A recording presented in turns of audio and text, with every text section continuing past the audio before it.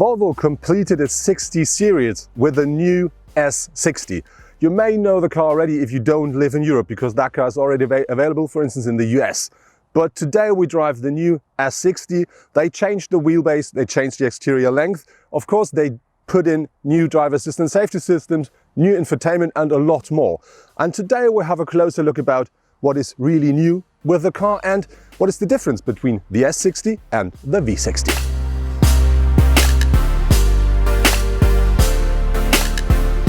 Our Volvo S60 in the trim level R-Design is quite well equipped, even though when we're talking about the infotainment and all the information you need to pick up while driving.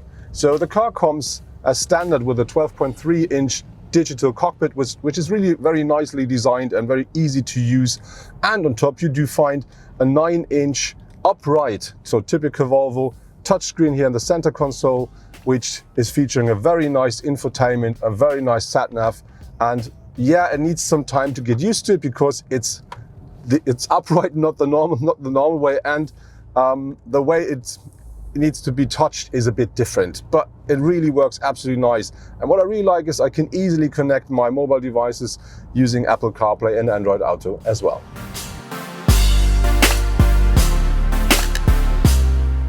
The new S60 is about 5.5 centimeters smaller or thinner than its predecessor, and it's now 2.4 meters, including the rearview mirrors. And very important is, in Europe you can order the car at the moment only in the trim level Inscription or R-Design, which are the top trim levels, and we're driving the R-Design version. And this is the reason why we do have a quite different front. So we do have a different grille here in glossy black, and we do have this black elements here which look a lot more sporty than with a standard version. And you do find these elements here as well. They look a bit like, let's say, fake air intakes, but this together gives the car a lot more a sporty look. Very important with the new S60, it is a new Volvo. That means the car features a standard LED headlamps, but it as well features this so-called Torx Hammer daytime running lights. But our car got an optional extra, which is called Light Package, and that costs you in Germany 1,100 euros, and that includes LED fog lamps as well as the so-called active high beam system, which gives you the opportunity to drive with full beam through the night without thinking about others, because you will not disturb anybody.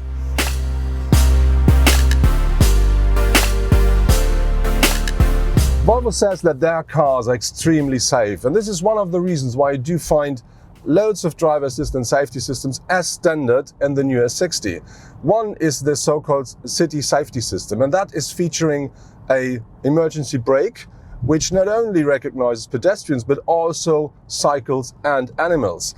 And on top it features, for instance, a crossing assist as well. On top, as standard, you do find a lane assist and you do find a cruise control and all other stuff. But if you think that's not enough, you can also order as an optional extra a rear view camera, or you can have a park assist. And if you want, you can also have something that I would call nearly automated driving.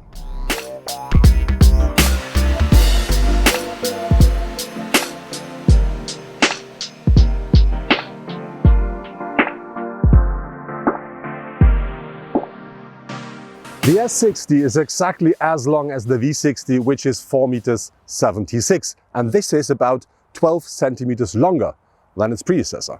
Very important is the wheelbase has been grown by about 10 centimeters, and that gives you a lot more space on the second seat row. Very important to give the car, let's say, the more sporty dynamic look. It is lower than its predecessor, about 5 centimeters, and it's now 1.43 meters. Part of the R-Design package are also these glossy black rearview mirrors as well as the glossy black window frames. Very important with that car here in Germany is you can only buy it at the moment as the Inscription or R-Design trim level version, and that means the car comes at the moment as standard on 18-inch alloys. Our car features 18-inch alloys as well, but this is a special design and that costs you here in Germany 570 euros extra. But overall, important is the S60 is the same car as the V60 up to the B-pillar, and then with the Estate, of course, you find the big boot. With that car you have this lovely dropping roofline, this short boot here, and I think it looks quite nice.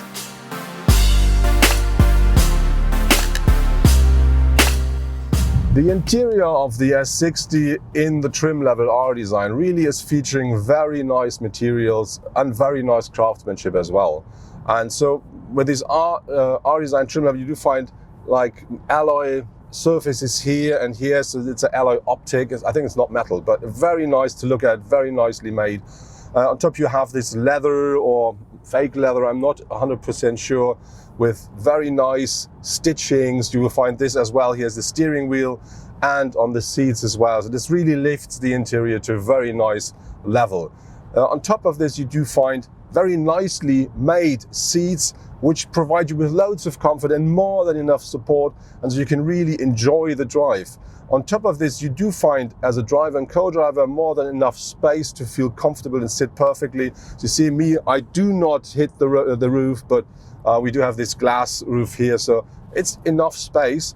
I'm not quite sure about the space behind me. Well, we may do a short stop to find out if I could sit behind myself.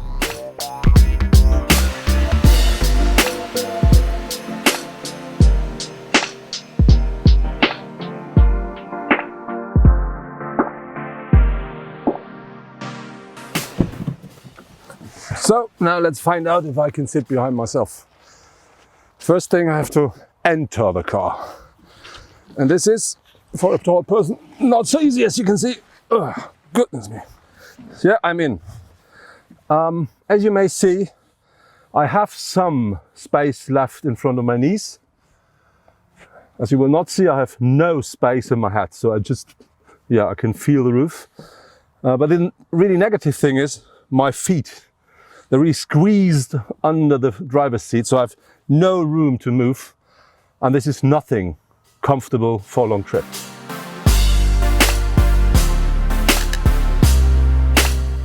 I do find, as said, very nice materials inside of the car, up here, everywhere. The only, not so nice thing is I do find plastic here at the center console, which looks like, but for me, when I put my knee next to it, very often I have such kind of a noise, which I do not like so much.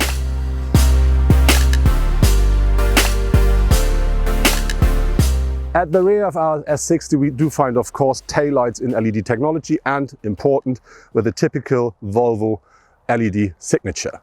And important, we do drive the S-Line version, and that means we do have a bit more sporty bumper, the diffuser, and these, let's say, fake exhaust outtakes. But the most important thing, if you compare the S60 and the V60, is of course beneath here, which is the boot. The S60 offers a boot capacity of 442 liters. The V60 offers 529 up to 1,441. And this really is a big difference. And that's the reason why I would say, yes, this is a beauty, but I will take the boot.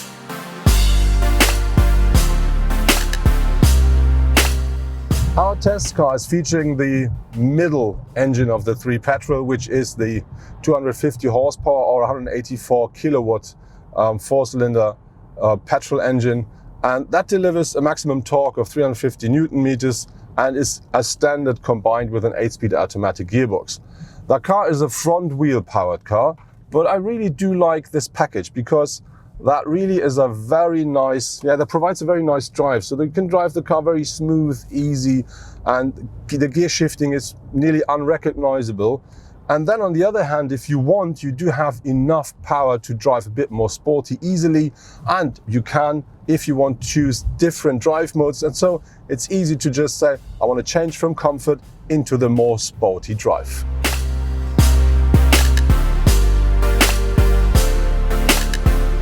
You can really drive the S60 a bit more dynamic because the suspension really works well on the road. The steering is precise enough to really, enjoy the curves and bends.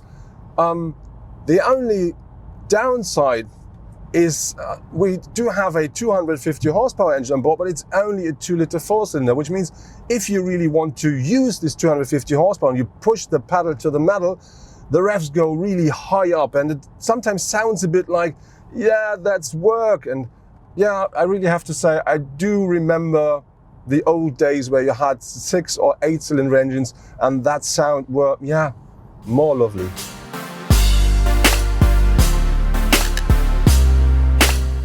Regarding to the engine range, there is a big difference between the V60 and the S60 because the S60 is only available with petrol engines and they deliver a power range between 190 up to 310 horsepower, and all of them are 4-cylinder 2-liter engines. On top there is the so-called T8 twin engine, which is a combination out of the 303 horsepower petrol engine combined with an 87 horsepower electric engine, and this gives you on one hand side a 390 horsepower system output, and on top that car drives up to 50 kilometers purely electric.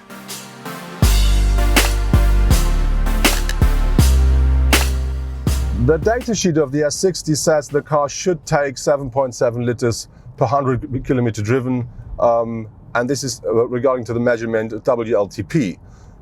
This is a figure we didn't match during our test drive, so we reached a number, I would say about 9.5 liters.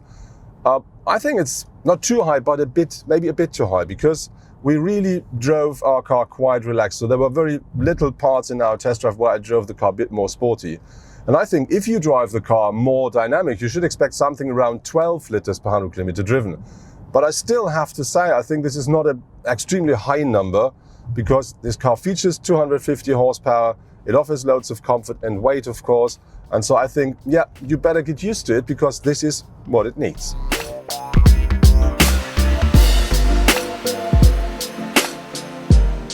That was my test drive in the brand new Volvo S60, and I really have to say I like the look and the style of the car. When you look at the interior, you find loads of great materials, great craftsmanship, and a luxurious, very comfortable space. Talking about space, at the front seat, it's great even for tall people like me, but behind me, I do fit into the second row, but it's not very comfortable, so it's nothing extremely spacious. On the other hand, it is a very nice and modern car, and our car here comes very well equipped as standard, loads of driver assistance, safety systems, loads of infotainment, entertainment, everything you do expect from a Volvo. On the other hand, we have this engine. 250 horsepower, but I think a bit too thirsty, because when we drive that car like we did today, it took about 9.5 liters per 100 kilometer driven, and we were not sporty. So I think if you drive the car more dynamic, you should expect something about 12 liters. But on the other hand, 250 horsepower, loads of fun.